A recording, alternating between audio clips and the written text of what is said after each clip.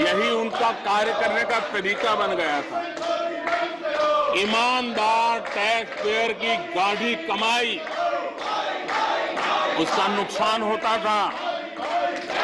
हमने टेक्नोलॉजी का प्लेटफॉर्म तैयार किया, पीएम गति शक्ति मास्टर प्लान लेकर के आए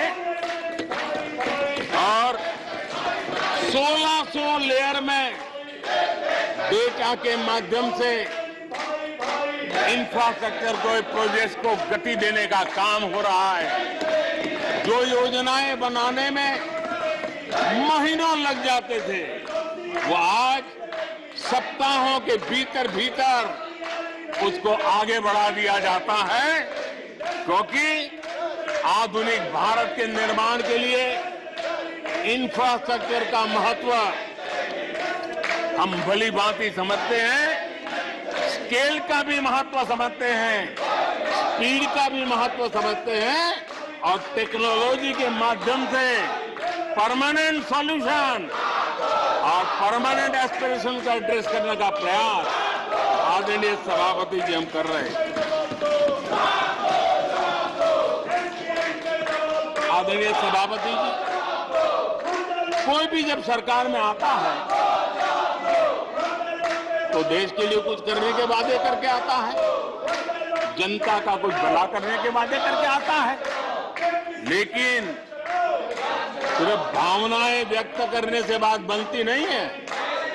आप कह दें कि हम ऐसा चाहते हैं, हम ऐसा चाहते हैं, जैसे कभी कहा जाता था गरीबी हटाओ, 4-4 दशक हो गए हैं, हुआ कुछ नहीं। इसलिए विकास की गति क्या है, विकास की नीयत क्या है, विकास की दिशा क्या है, विकास का प्रयास क्या है, परिणाम क्या है, ये बहुत मायने रखता है। सिर्फ आप कहते रहे कि हम भी कुछ करते थे, इतने से बात बनती नहीं है। आदरणीय सभापति जी,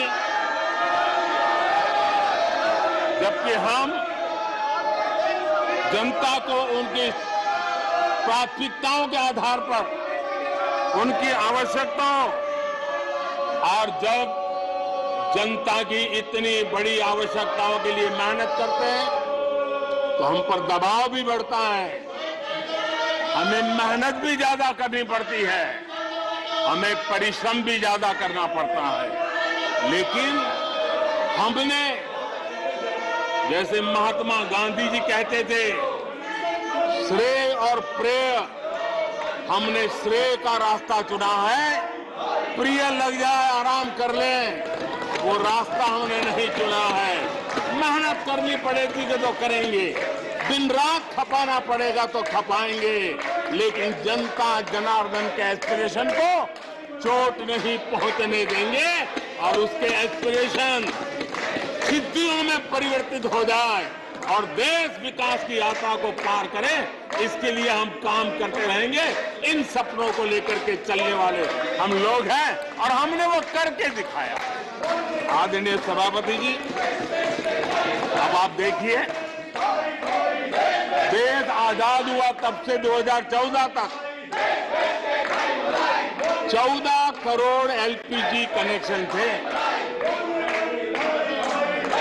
और लोगों की मांग भी थी।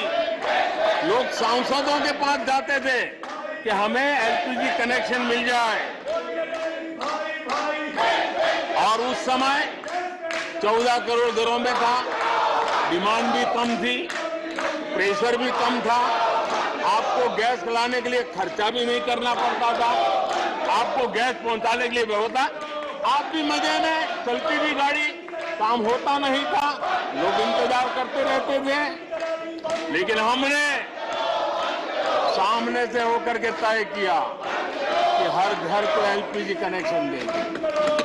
हमें मालूम था कि हम कर रहे हैं, हमें मेहनत करनी पड़ेगी, हमें मालूम था हमें धन खर्च करना पड़ेगा, हमें मालूम था हमें दुनिया भर से गैस लाना पड़ेगा।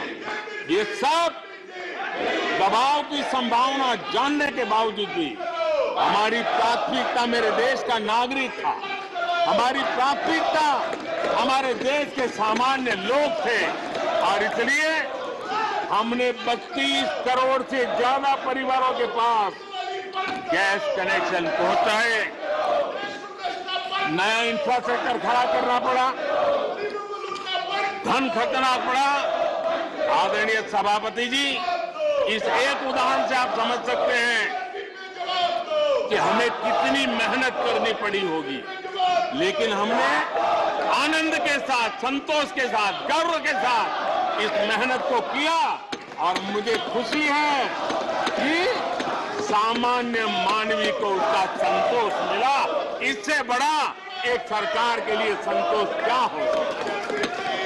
आदरणीय सभापति जी,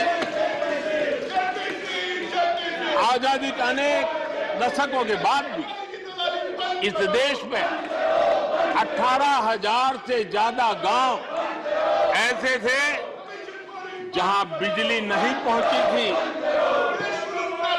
और ये गांव अधिकतर हमारे आदिवासी बस्ती के गांव थे, हमारे पहाड़ों पर जिंदगी गुजारने वालों के लोगों के गांव थे, जनजातीय से गांव थे, नॉर्थ ईस्ट के गांव थे। लेकिन ये उनके चुनाव के हिसाब किताब में बैठता नहीं था, इसलिए इनकी प्रायोरिटी नहीं था। हम जानते थे ये कठिन काम इन्होंने छोड़ दिए हैं। हमने कहा हम तो मक्खन पे लकीर करने वाले नहीं, पत्थर पे लकीर करने वाले लोग हैं। हम इस चुनौती को भी उठाएंगे, हम इस चुनौती को भी उठाएंगे और हमने हर गांव में बिजली पहुंचाने का संकल्प उठाया।